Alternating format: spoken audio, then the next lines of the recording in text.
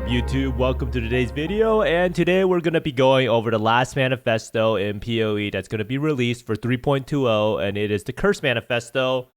And it does a lot of different things, and it's actually, I think, an overall buff for most builds, so don't get too scared. So overall, this is the last manifesto, as I said, and it addresses curses and tries to make them effective against different rarity tiers of monsters.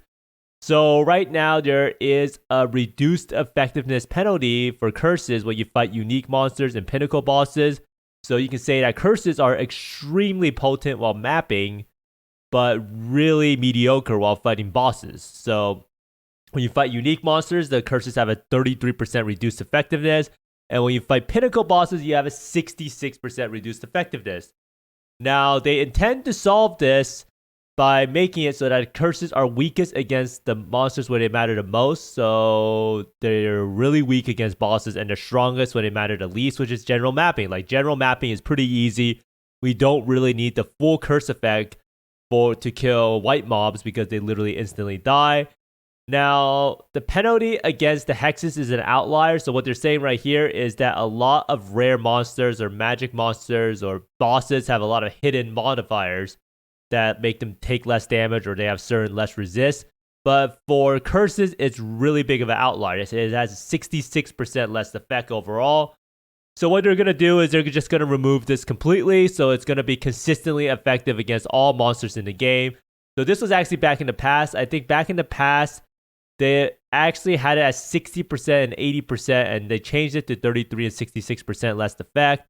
Now, even before this, I think there was no less effective curses. I'm not really entirely sure, but you can see right here, they did change it from 60 or 80% to 33 to 66 and 66%. So right now, when you and then 3.20, when you fight a unique monster or you fight a normal monster in a map, you will have no less effective curses, and this is a huge buff in terms of using curses for bossing. Now, next up, there is this archaic mechanic, or not really archaic because it's relatively new. It's the Doom mechanic. So what Doom does is it was originally designed to make self-casting hexes more effective. So right here it says if the hex was self-cast, the curse will gain Doom over time. Doom increases the effectiveness of the curse.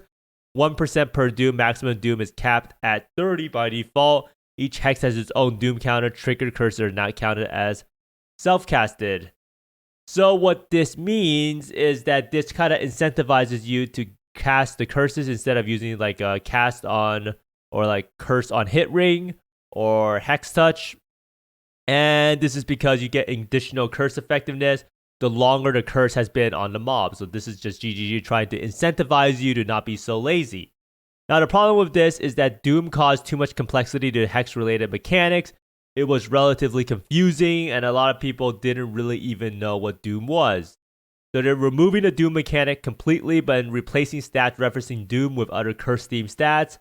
Now, for skills like Hex Blast, which is related to Doom, and support gems like Impending Doom that does 40% more damage with hits per 5 Doom on Hex, or 15% more damage with ailments, they're pretty much going to adjust these skills like Hex Blast and the support gems that had Doom attached to them to make up for the loss of Doom scaling. So overall, it should be like a net equal and maybe even a slight buff in some cases.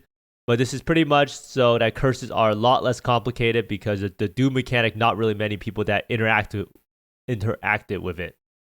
Now, next up, we have the curse-related uniques, and what they're going to do is they're going to buff a whole bunch of hex-related unique items and also rework unique items that previously interacted with Doom. So right here, you can see on the left side, you have Heretic's Veil. So what they actually changed for this is that I think this used to be 20% reservation efficiency instead of 30%. So now it is 30%, and now it's +2 level of socketed curse gems instead of +1. So this is a buff to the hex-related items. And they're also making some new curse unique. So this one right here, and I think this one is actually just completely insane because your curse limit is equal to your maximum power charges. So say you have a lot of power charges, you can pretty much bypass your curse limit and you can get up to 7 curses or something. And that is absolutely crazy for bossing now, especially without the less curse effectiveness on bosses. So I do intend to I do think that this ring is probably going to be relatively rare, maybe, or because I think it's incredibly powerful for what it actually offers.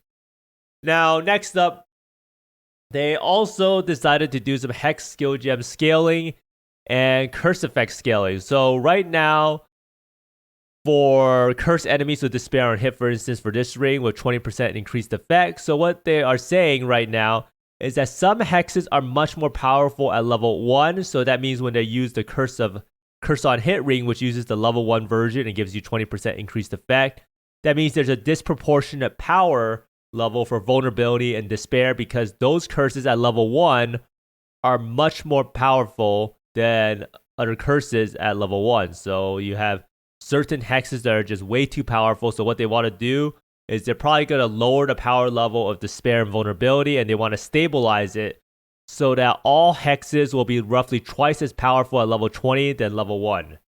And next up, they want to try to change up the curse effect. So there's too many sources of curse effect right now for them.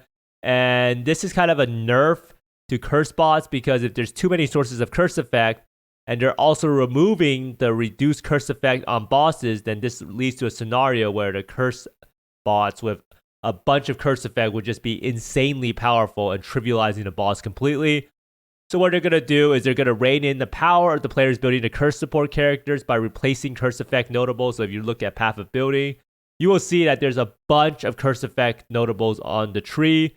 And for cluster jewels, for a lot of people use a bunch of cluster jewels that gives them curse effect. I think they're mostly small cluster jewels. So there's like a 3 passive small cluster jewel, and they use like Maelstrom or something like that. And it is incredibly powerful, and you can get a bunch of curse effectiveness. And if you ever did any juice mapping in terms of a party, you would know that the curse bot sometimes offers the most defenses purely because they slow the mobs so much and they have so much curse effect, and it's just completely broken in terms of what they offer to the table for mapping. Now, any manifesto to curses would not be complete if they didn't mention some changes to Occultist, and Occultist kind of got messed up, but also buffed at the same time because hexes are buffed, right? But I do think that Occultist probably got nerfed. Malediction got removed. So this notable right here is going to be renamed. So right now, currently, this notable Malediction, it gives you additional curse. It gives you 15% increased effect of your curses. And it also has enemies you curse have Malediction. And Malediction, it makes the enemies do 10% less damage and also take 10% more damage. So it's like a pretty sizable chunk of your defensive layers, and also how much damage you can deal on Occultists. So what they want to do is they're going to remove Malediction completely. They're also removing this increased effect of curses and moving it onto the skill tree. Now, they're going to change this node also by moving the Profane Bloom node right here. Your hexes can affect hexproof enemies onto this Malediction node. They're going to rename the node from Malediction to something else. Now, their reasoning for this change is they don't want Occultist to be mandatory to play for someone who merely wants to apply really strong hexes. Because right now, if you want to play Bane, everyone is going to play Occultist. If you want to play a Curse bot, everyone's going to want to play Occultist. So what they're trying to do is they don't want Occultist to be the go-to ascendancy for curses, no matter what, kind of like what they try to do with the minion rework, which was such a resounding success, right? Not really. But you can see right there, they try to make Necromancer not so crucial to be in every single minion build. It's kind of weird though, because you think of Necromancer, you do think that, oh, that's probably going to be the minion class, but not according to GGG. So Profane Bloom did kind of get nerfed because you don't have this thing and you do have to take both. But for most builds, they do end up taking both.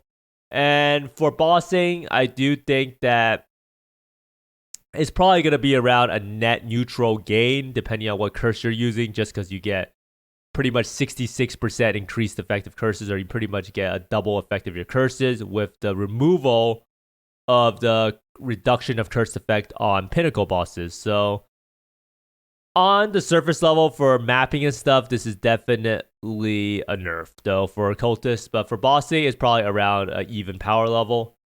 Now, next up, they wanted to change some of the curses to make them stronger and more generic for what they provide. So for first off, they have Temp Chains and Enfeeble. So Temp Chains and Enfeeble don't really have that many more options for curse effect because GGG kind of removed a lot of the curse effect on the tree, and from the cluster jewel, they can make the base power level of temp chains and enfeeble more powerful. So what they are going to do to this is they're going to increase the value of the cursed rare and unique enemies to have less action speed for temp chains, and then they're going to increase the cursed rare and unique enemies deal X% less damage modifier for enfeeble. So you can see right here for the enfeeble curse, you have cursed rare or unique enemies deal 10 to 15% less damage. So they're going to bump up this number because they want to make it so that temp chains and enfeeble is kind of like a go-to option if you want to try to survive against bosses, and they can afford to do this because they removed a lot of the curse effect from the tree and jewels. Now, they didn't really go too in-depth about what they're doing to vulnerability and despair, but they're pretty much trying to make vulnerability and despair better generically for any build that deals physical or chaos damage. So right now you can see cursed enemy deals 30 to 39% or take 30 to 39% increased physical damage. So they don't really have exact details about what they're going to do for vulnerability and despair, but we'll see what happens. But it should be a buff generically to physical and chaos damage builds. Now, overall, what do I think of this manifesto? I think this manifesto was kind of expected. When you asked a lot of people what was wrong with curses before, they would probably tell you they are not really good against bosses, and they're probably too strong while mapping, and I do think that GGG has addressed these issues. Now, this is a huge buff for curses against bosses, as it will become twice as effective in most cases, even though they are trying to nerf the curse on hit stuff by trying to stabilize the gem scaling rates of hexes, but you're getting rid of 66% less reduced effect of curses, and in most cases, if you use a curse on hit ring or a hex touch or something like that, you will pretty much see a double effectiveness of your curse. So if you use a curse on hit conductivity ring or flammability, you will see a double effect in most cases. Now, there's also the question of how effective is it to scale your curse limit, and I do think that scaling your curse limit and using as many curses as possible could be pretty viable for bossing. Maybe hands at a high Templar with your 5 corrupts and having 4 curses on them could see some play. The new ring, by the way, just seems absolutely crazy to bypass the curse limit. The curse limit is kind of hard to get around a lot of times. You have Whispers of Doom on a tree, you have the Occultist node, and then you're kind of stuck, and you have to reroll like Dodres or Wind Screams or something like that. But I do think that this ring makes it very, very easy to get like 7 to 8 curses, and there are only like 13 curses in the game. And something that I saw pointed out was that Asenath's Mark could be a pretty good thing to cast curses without having the trigger penalty. So you can put a level 20 enfeeble temp chains if you're playing a bow build along with Hydra Spear on here, and this could be a huge damage boost. So Asenath's Mark triggers the Socrates spell when you attack with a bow. So I do think that this thing could be a very, very good item in terms of reacting to the Curse Manifesto. And like I said, Occultist is a very, very strong ascendancy. I'm sure if you look at PoE Ninja, Occultist is probably one of the most played ascendancies, right? And this does encompass a kind of a nerf to Occultist, or is kind of close to Inquisitor, as they lose Malediction. Malediction is a really, really good note. It's a damage multiplier and damage less taken multiplier, and it does help out a lot.